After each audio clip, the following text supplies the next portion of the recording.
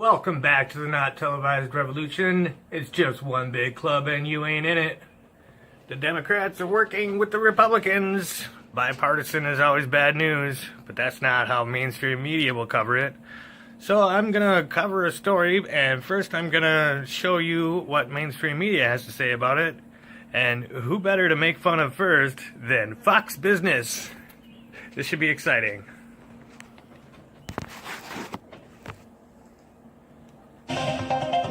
Well, the Senate moving closer to rolling back some aspects of the Dodd-Frank law. The legislation was passed, you remember, after the 2008 financial crisis that was caused by big banks, but it created costly red tape and unfathomable amounts of regulations for small banks, which has held them back from giving out loans, which you might have noticed. Senate Banking Committee Chairman Mike Crapo, who's negotiating the proposed deregulation bill with Democrats, joins us now in a Fox Business exclusive. Senator, thank you very much for joining us. Thank you, Charles.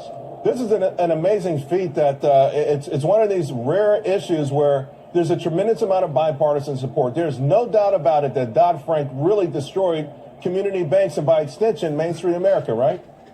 Yeah, I agree with that. In fact, when Dodd-Frank was passed, I actually held a news conference in Boise, Idaho, on Main Street. And I said, you know, this is said to be focused on Wall Street, but the real people who are going to get hurt are those on Main Street. I want to talk to you about this issue of bunching. Apparently, with community banks, if you go past $10 billion in assets, you're no longer technically a community bank, and it becomes even more onerous. Consequently, from what I've read, 80% of community banks have stopped growing. That means that they're not lending money. We really hope that you get this through immediately so we can sort of open those spigots again. Oh, that's exactly right. In fact, I think that there actually haven't even been any new startup community banks all year, and last year either. I think that's the number. And we are losing community banks at a rapid rate. And it's primarily because of the regulatory burdens that are forcing them to be less competitive. What he means to say is we're losing small community banks because they want more rules for favor the big banks. Or the alternative is, which we also are seeing, they're just going out of certain models of business. For example, many of them simply are stopping issuing mortgages. They just aren't doing mortgages anymore. Or sometimes, the community banks and credit unions are one of the places for credit and loans for our small businesses. You know, those things that crash the economy? Our poor little community banks can't grow to massive enough sizes to gamble with enough of our money. We don't have enough freedom to crash the economy. Oh my God, it's so bad, Dodd-Frank, Obama, so bad. The enemy. Which are the engine of our economy, and it's really small business is the engine of our economy. We need to, we can't have an economy unless we can give people loans that can't pay them back. Duh. Are small businesses and individuals who are the real victims of this terrible problem. Let me ask you about the CFPB. Oh boy, the Consumer Financial Protection Bureau, because that's our enemy.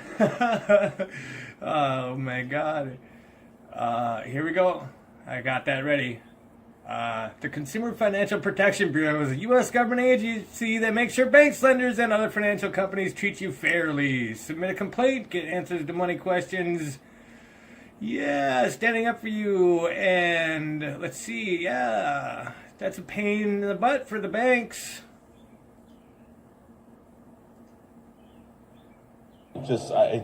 They were created almost like a sort of an alien out of space with, only there's not even kryptonite can stop them. I mean, they're independent. They don't answer to anyone, and they're funded by the Federal Reserve.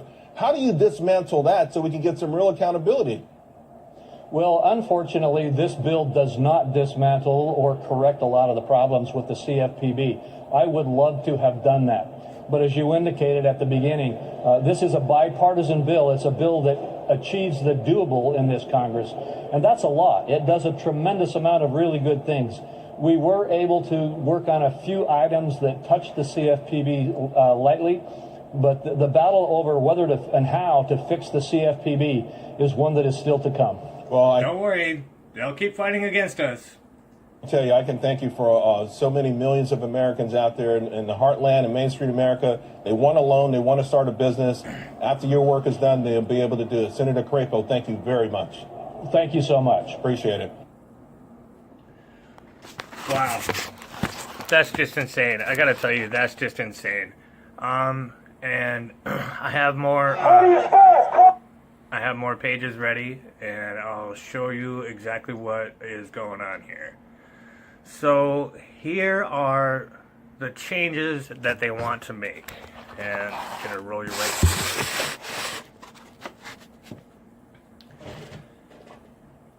Here's the new bill that's being proposed, and I'll show you actually the old bill where it used to say 50 billion. So this is really bad. They used to have it where if you had more than 50 billion, they're changing 50 billion to 250 billion, and I'll show you what that means.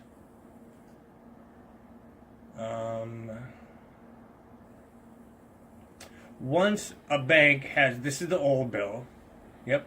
Once a bank has more than 50 billion, they have to answer to these people about these rules. And the new bill coming out wants to change 50 billion to 250 billion. And that's a big deal. They want to make American Express and other companies that totally crash the economy, they fit in this window. They don't fit in this window. It's a big difference, okay? Okay. Obama put people that make more money than this. Probably the best thing, one of the best things he ever did to save the economy is to kind of fix the banks after he bailed them out on our backs. He put these rules. He didn't do Glass-Steagall. He did Dodd-Frank. All right, Glass-Steagall, I'll try to cover that at some point. Look it up. It's better than Dodd-Frank, and it used to happen. I forget who repealed it. I'm not fully prepared, but, you know, let's keep going. So, they want to change, yes, this number to 250 billion. What happens at this number is that you are prescribed, you have to answer to these rules. Let's see what these rules are. Development of prudential standards. In general, the recommendations under the council, these guys, the Secretary of the Treasury, the Chairman of the Board of Governors, look at all these people, all these important people. You probably can't see it. So the Comptroller of Currency, the Director of the Bureau, the Chairman of the Commission, and I think the Commission is the Commission of, Security and Exchange Commission, I think is what that means. The chairperson of the corporation, I don't know what that means. The chairperson of the Commodity Future, okay, someone on Wall Street. The director of the Director of the Federal Housing Financing Agency, the Chairman of the National Credit Union Administration Board, and an independent member appointed by the President, and who we got right now, by and with the advice of the Senate having insurance expertise. So, this is about ensuring that our economy is stable. All right? So, every bank that has more than $50 billion in assets is something that should be considered, you know, potentially economy destabilizing. And they want to roll that right back. All right? And these are the rules. I got to see the timer. All right. So these are the rules that the council can recommend, you know, they can go in and they can tell people not to do this stuff. It's like not even like the best answer to like how we can get these goons under control. Okay, but we can go ahead and tell people not to do things that are risk-based capital requirements. So, Leverage limits. Oh, yeah, okay. So they can't... This is basically telling them they can't gamble. They can't resolution plan and credit exposure report requirements. Wow. Concentration limits. A contingent capital requirement.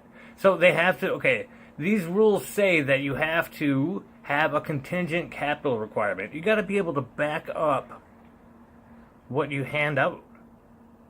Like, enhanced public disclosures. You got to let people know what's going on. Short-term debt limits. Overall risk management requirements. Just rules in general. Like, okay, now that Trump's in charge, we just got to throw all the rules out. What is going on here? And the Democrats are not just being like, oh, there's nothing we can do to stop them. There's nothing we can do to stop them. Oh my God, that's not what they're doing at all. Let's take a look at what they are doing.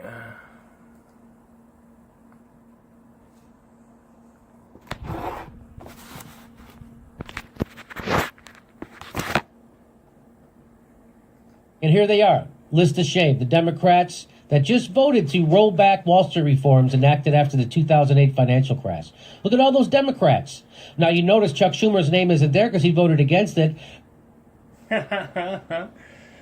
All right, we got Joe Manchin in West Virginia going up against Sarah Jean Swearengin. Check out her campaign. She's amazing. All these Democrats and one independent later showed up on this list. And Doug Jones, Tim Kaine, the brilliant stars of the Democratic Party that they are. Doug Jones won in Alabama, and he just threw them all under the bus. They gave their hopes to the Democratic Party, and the Democratic Party threw them under the bus. All right, I only got a few minutes left. Let's see.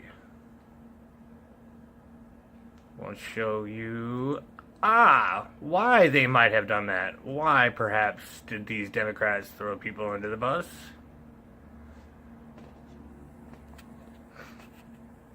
Why would that be? Why would it be that I don't have exact timestamps? Here we go. Here, baby, this will help clear it up for you. Here's all the money they took from securities and investments. There's the bank money they took. Take a look. Lots of money. Lots of money. Democrats love that money. They love money more than they love you. All right? Democrats had full control of every branch of government in 2009 and 2010, and this is the best thing they did. The entire time they had all that control over the government. So we don't have two parties. We don't have two parties. We need to think outside the frickin' box, because the box is boxing us in. The box is boxing us in, and that's a great segue to my next video, which I have to do a lot more research before I can release. But, ooh. You know, we live in scary times where you have to get news and breakdown of the news from your friends. And don't fall for the game. Don't do what they tell you to do. Like, the worst is, for example, Russiagate, okay? Russiagate bad, Hillary Clinton and correct the record good?